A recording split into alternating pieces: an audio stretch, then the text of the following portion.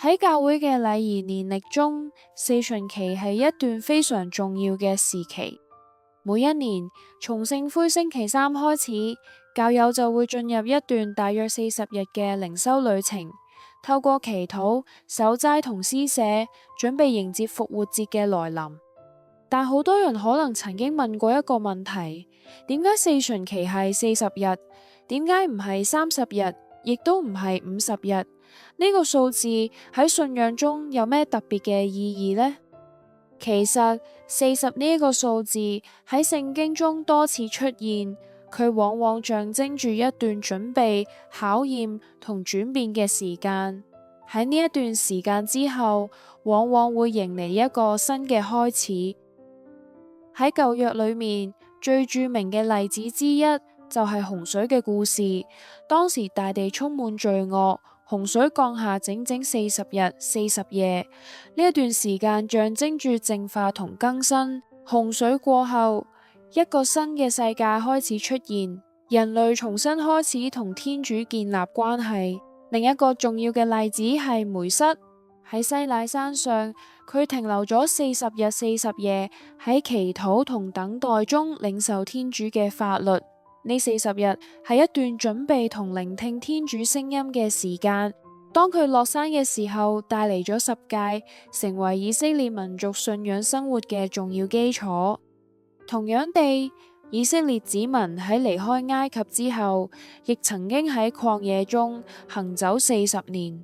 呢40年係一段漫長而艱難嘅旅程，佢哋經歷咗飢餓、抱怨同考驗，但同時亦都學習依靠天主嘅帶領。從呢啲故事中，我哋可以睇到40喺聖經中並唔係一個隨意嘅數字，而係一段讓人經歷轉變同成長嘅時間。到咗新約，我哋睇到呢個數字再次出現。耶穌喺開始公開傳道之前，曾經到曠野祈禱同埋守齋40日。喺嗰段時間裏面，佢面對誘惑，但仍然忠於天主嘅旨意。呢40日並唔係一段逃避世界嘅時間，而係一段準備嘅時間。喺呢段時間之後，耶穌開始宣講天國嘅福音，醫治病人，召叫宗徒，展開佢嘅使命。因此，教會將四旬期定為40日，其實正係希望我哋能夠跟隨耶穌嘅腳步，進入一段準備同更新嘅旅程。喺四旬期，教會特別提醒我哋3件事：祈禱、守齋同施捨。祈禱係讓我哋重新同天主建立關係。喺忙碌嘅生活中，我哋好容易忽略同天主嘅對話，但四旬期提醒我哋，信仰並唔係一個習慣，而係一段關係。守齋並唔只係食少啲嘢，而係一種節制與自我反省。當我哋願意放下一啲習慣或享受時，我哋亦都喺度提醒自己，生命中最重要嘅並唔係物質，而係天主。施捨就係令我哋將目光從自己身上轉向他人。信仰並唔係只係關於個人嘅靈修，而係要學識關心需要幫助嘅人。因此，四旬期並唔係一段沉重或悲傷嘅時間，而係一段重新整理生命嘅時刻。就好似春天來臨之前，大地需要經歷一段寒冷嘅季節，生命亦需要經歷一段反思同準備。當我哋走過呢40日嘅旅程，復活節就會嚟到。復活節提醒我哋，生命並唔以黑暗結束，而係以希望同新嘅開始作結。所以四旬期嘅40日其實係一段象徵性嘅時間，佢提醒我哋每一個人都需要一段時間停落嚟，重新思考自己嘅生命方向，重新尋找同天主嘅關係。或者喺呢段時間裏邊，我哋會發現自己嘅軟弱，睇到自己嘅不足，但係呢個並唔係失敗，相反地，呢個正係信仰旅程嘅一部分。就好似宗徒們喺跟隨耶穌嘅過程中，亦都曾經疑惑、害怕同埋唔明白，但正係喺呢啲經歷之中，佢哋慢慢學會信任天主。四旬期其實亦都係一樣，佢邀請我哋暫時放慢腳步，靜落嚟思考喺我哋嘅生命中乜嘢先至係真正重要嘅。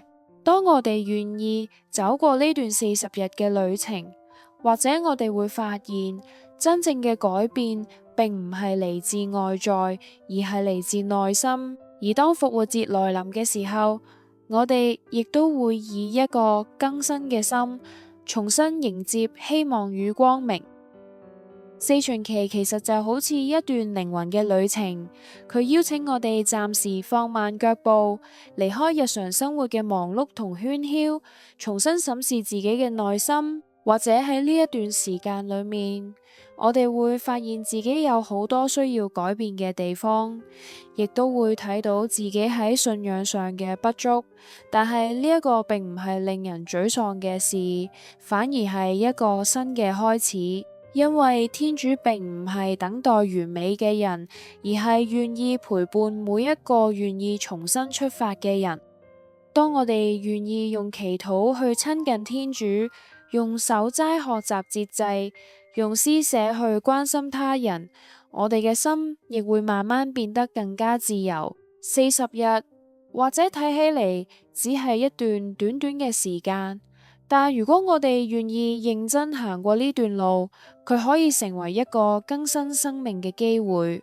當復活節嘅光明到嚟嘅時候，我哋唔只係慶祝耶穌嘅復活，亦都係喺度提醒自己，在主內每一個人都可以重新開始，每一顆心都可以再次充滿希望。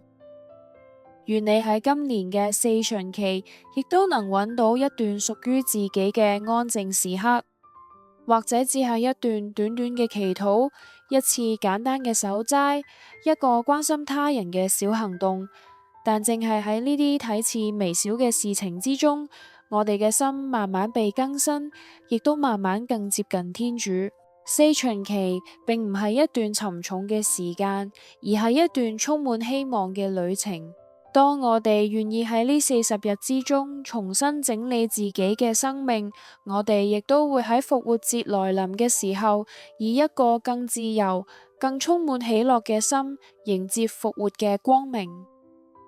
如果今日嘅分享帶俾你一啲反思同啟發，歡迎你訂閱呢個頻道，或者將影片分享俾身邊嘅朋友，令更多人一齊喺信仰中揾到力量。願天主喺呢個四旬期特別祝福你同你嘅屋企人。